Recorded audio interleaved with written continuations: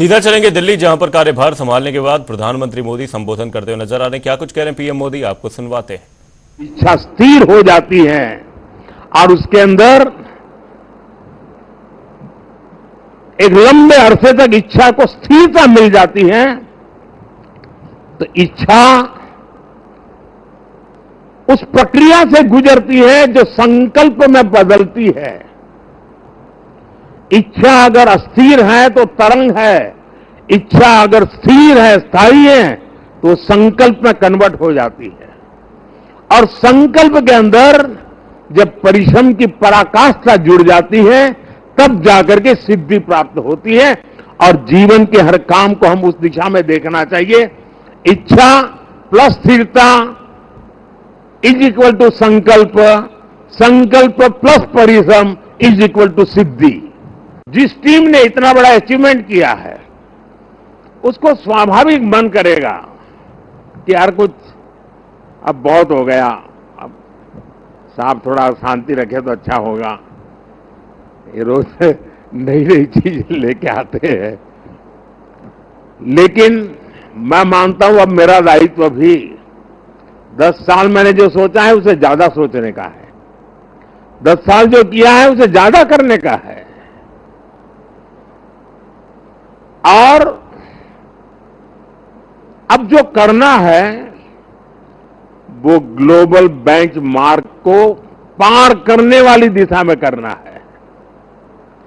कल क्या थे और आज कितना अच्छा किया, वो वक्त चला गया दोस्तों। पहले 5 पर थे, अब 10 पर पहुंच गए, वो वक्त पूरा हो चुका है। अब दुनिया इस विषय पर यहां पर है और ये इससे आगे कुछ नहीं है, तो उसके आगे हम होंगे।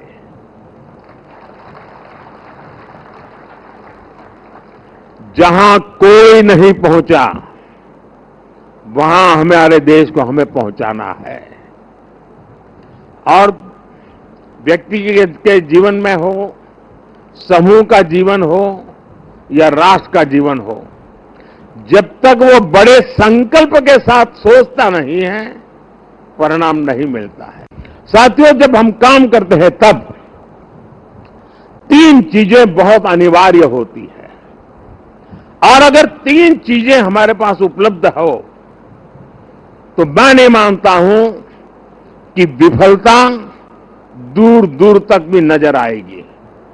और जब मैं 3 बातें कहता हूं, एक क्लैरिटी ऑफ थॉट्स। जहां तक इस सरकार का सवाल है, मैं मानता हूं कि कोई उलझन नहीं है। बाएं जाए, दाएं जाए, ऊपर जाए, नीचे जाए, कुछ नहीं, उसको पता है ऐसे ही जाना है और उसे पा करके रहना है। इतनी क्लैरिटी ऑफ थॉट्स किसी भी काम की सफलता के लिए सबसे पहली जरूरत होती है। फेथ इन कन्विक्शन दूसरा पार्ट है कि जो मैं सुन रहा हूं, जो मुझे बताया जा रहा है, उसके प्रति मेरे मन में अश्रद्धा नहीं होनी चाहिए, मेरे मन में इफ्स एंड बट्स नहीं होनी चाहिए। फेथ इन कन्विक्शन, जो मैंने सुना है और अनुभव कहता है कि हाँ यार मेरे विचारों में मेल नहीं बैठता है, लेकिन यही है रास्ता, तो चलो लग जाओ। लेकिन इतने से भी पूरा नहीं होता है। Clarity of vision, faith in conviction is not enough to achieve.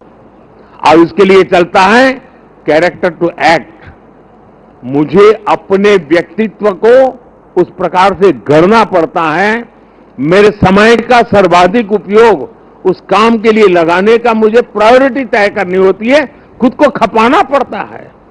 मेरा शरीर, मेरा मन, बुद्धि, सब कुछ मेरा कैरेक्टर टू एक्ट, उस काम को पूर्ण करने वाले कैरेक्टर के रूप में अगर निकलता है, तो मैं परिणामों को प्राप्त करूं। मेरी टीम के पास ये सब कुछ संभव है दोस्तों।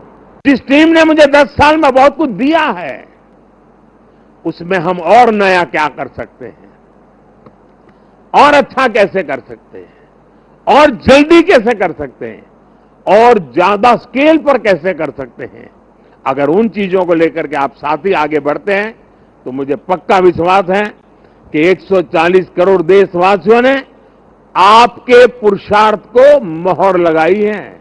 ये चुनाव मोदी के भाषणों को मोहर नहीं है, ये चुनाव आपके 10 साल के हर सरकारी कर्मचारियों के पुरुषार्थ को मोहर लगी हुई है। इसलिए इस विजय के बड़े हकदार अगर कोई है तो आप लोग हैं। इस विजय के सच्चे हकदार कोई है तो भारत सरकार के हर कर्मचारी भी हैं कि जिन्होंने एक विजन के लिए अपने आप को खपा देने में कोई कमी नहीं रखी और देश में पहले से बहुत तेज गति से काम हुए जिसका परिणाम भी नजर आ रहा है। लेकिन मैं एक नई ऊर्जा के साथ नए हौसले के साथ आगे बढ़ना चाहता हूं। मैं विराम करने के लिए पैदा नहीं हुआ हूं। सफल वो इंसान होता है जिसके भीतर का विद्यार्थी कभी मरता नहीं है। कई लोग मुझे इस चुनाव में भी और हमेशा, मैं पिछले 30 साल से ये सवाल सुन सुन के थक चुका हूं कि इतनी एनर्जी लाते कहां से हो, थकते क्यों नहीं हो, मुझे लोग पूछते रहते। लेकिन वो मेरे बॉडी को तराश रहे हैं, मेरी बॉडी में क्या खाता हूं, कितना सोता हूं, मैं योगा कितना करता हूं। अब वो गलत ट्रैक पर है, इसलिए मेरी एनर्जी का रहस्य उनको पता नहीं है। मेरी एनर्जी का रहस्य मैं जीवन भर भीतर के विद्यार्थी को जिंदा रखता हूं। और जो व्यक्ति अपने भीतर विद्यार्थी को जिंदा रखता है वो कभी भी सामर्थ्यहीन नहीं होता है, शक्तिहीन नहीं होता है और आलसी नहीं होता है। वो हर बार ऊर्जा से भरा हुआ रहता है।